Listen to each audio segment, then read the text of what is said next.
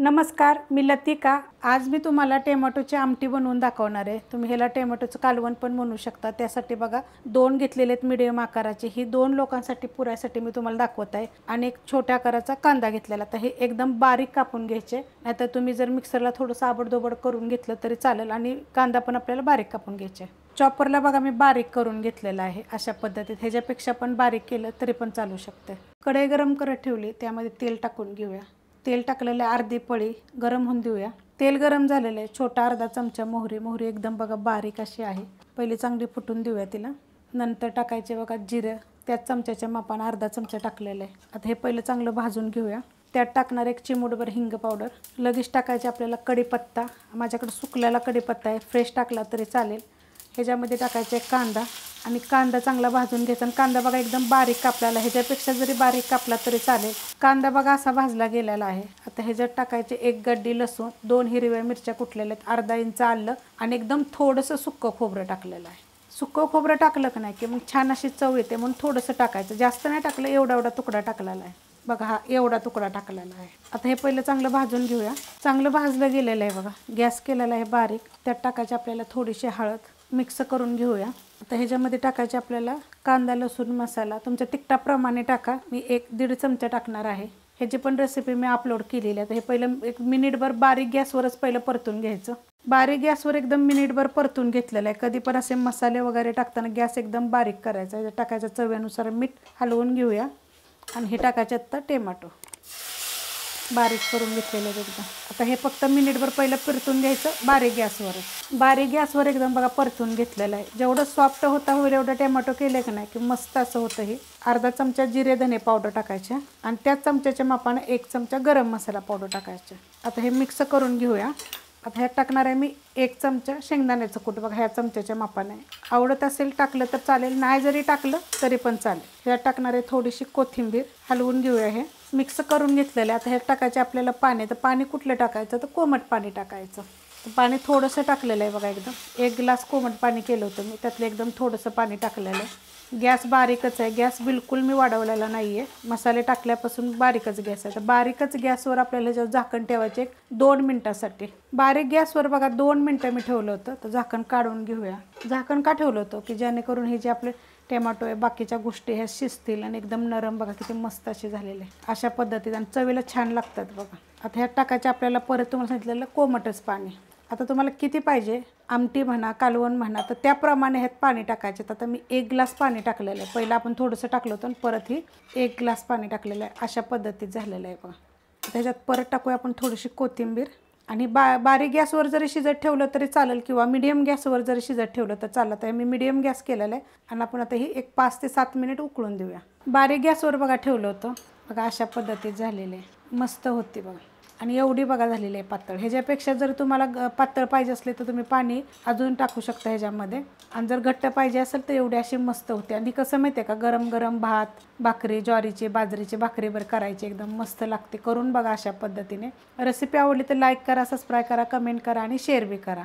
आज मी तुम्हाला गिलक्याचं भरीत बनवून दाखवणार आहे। त्यासाठी बघा 250 ग्रॅम घेतलेले, ती 2 आणि स्वच्छ धुवून पुसून घेतलेले। तर ह्याला काय करायचं माहिती आहे का, छोटे छोटे तुकडे करून घ्यायचे बघा, एकदम कवळे असे आहेत। तर एकदम पातळ करायचे बरं का, गोल केले तर चालतात, चौकोन जरी केले तरी पण चालतात। खूप साऱ्या रेसिपी ह्याच्या मी अपलोड केलेल्या आहेत। आता हे मी पहिले कापून घेते। कापून घेतल्यात बघा अशा पद्धतीने। आता ह्याचे कसे माहिती आहे का, तुम्ही आडवे कापून 4-4 5-5 तुकडे पण ह्याचे करू शकता। कढई बघा मी गरम करत ठेवलेली आहे। त्याच्यामध्ये काय करायचे, ह्या मिरच्या भाजून घ्यायच्या तुमच्या तिखटाप्रमाणे घ्या। मी ह्या 6 मिरच्या घेतलेल्या आहेत आणि ह्या 6ही पण मिरच्या तिखटवाल्या आहेत। तर आवडीनुसार कमी जास्त घेऊ शकतात। ह्याला काय करायचं माहिती आहे का, डाग पडस्तोवर चांगले पहिले भाजून घ्यायचे आहेत। मिरच्या बघा डाग अशा पडस्तोवर मी चांगल्या भाजून घेतलेल्या आहेत। अशा पद्धतीने भाजून घ्यायच्या, म्हणजे आपल्याला हे काय करायचं कुटून घ्यायच्या बारीक। तर हे मी काढून घेते। मिरच्या काढून घेतलेल्या आहेत, त्यात एकदम आपल्याला थोडंसं तेल टाकायचं बघा, एक छोटा 1 चमचाभर जरी टाकलं तरी चालेल।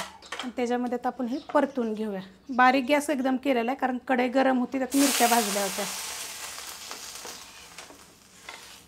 आणि त्यावर टाकायचं आपल्याला एकदम थोडंसं मीठ आणि हे बारीक गॅसवरच 1 मिनिटभर आपल्याला परतून घ्यायचे. असं चांगलं मिक्स करून घ्यायचं बघा. गॅस केला होता बारीक कारण कढई चांगली गरम झाली होती मिरच्या भाजस्तवर. आणि असं हलवून घ्यायचं. एकदा 2 ते 3 मिनिट आपण याला चांगलं हलवून घेऊया. असं पाणी सुटतं.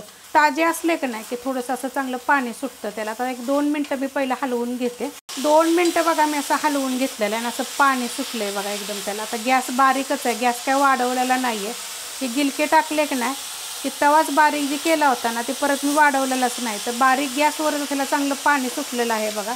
आपण झाकण ठेवूया आणि एकदा हलवायचं कारण आता ही माझी स्टीलची कढई आहे. असं थोड्या वेळानं हलवायचं. 1-2 ते 3 मिनटं फक्त मी झाकण ठेवणार आहे आणि एकदा मी हलवून पण घेणार आहे. आता आपण ती झाकून ठेवले तोवर आपण हा मसाला कुटून घेऊया. तर ह्या मिरच्या आपण भाजून घेतलेल्या, 1 गड्डी लसूण घेतलेला आहे, छोटा अर्धा चमचा बघा जिरं घेतलेलं आहे आणि एवढी कोथिंबीर घेतलेलं आहे. आता हे मी खलबत्त्यामध्ये कुटून घेणार आहे. तुम्हाला पाहिजे तर तुम्ही मिक्सरला पण बारीक करू शकता. खलबत्त्यामध्ये बघा मी अशा पद्धतीनं कुटून घेतलेलं आहे. तुम्ही मिक्सरला जरी बारीक केलं तरी चालेल. झाकून ठेवलं होतं बघा आणि एकदा हलवलेलं आहे बघा. अशा पद्धतीत शिजलेलं आहे आणि त्याच्यामध्ये पाणी भरपूर आहे. गॅस बारीकच आहे का एवढं पाणी होतं. जर ताजे असले की नाही तर पाणी सुटतं आणि जर जुने असले की नाही जास्त दिवसाचे तोडलेले तर मग काय पाणी सुटत नाही. आता काय करायचं माहिती आहे का, गॅस केलेला आहे मी आता मिडियम गॅसवरच ठेवायचं आणि थोडेसे असे आपलं जे उलटण्यानं असं त्याला हे करून घ्यायचं. मग ते बारीक होतात आणि आपल्याला हे पाणी सगळं आटवून घ्यायचं हे लक्षात ठेवायचं. पाणी बघा पूर्ण असं आटलं गेलेलं आहे आणि असं हलवून बघा मी अशा पद्धतीत पाणी ह्याचं आटवून घेतलेलं आहे. आणि आटवतच आपण असं केलं की नाही की ते बारीक पण होतात. त्यासाठी तुम्ही बारीक कापले तरी चालतील आणि असे जरी तुम्ही केले तरी पण चालते. हे मी काढून घेते एका प्लेटमध्ये. कढईमधनं बघा मी काढून घेतलेले आहेत. त्यात आपण थोडंसं तेल टाकून घेऊया.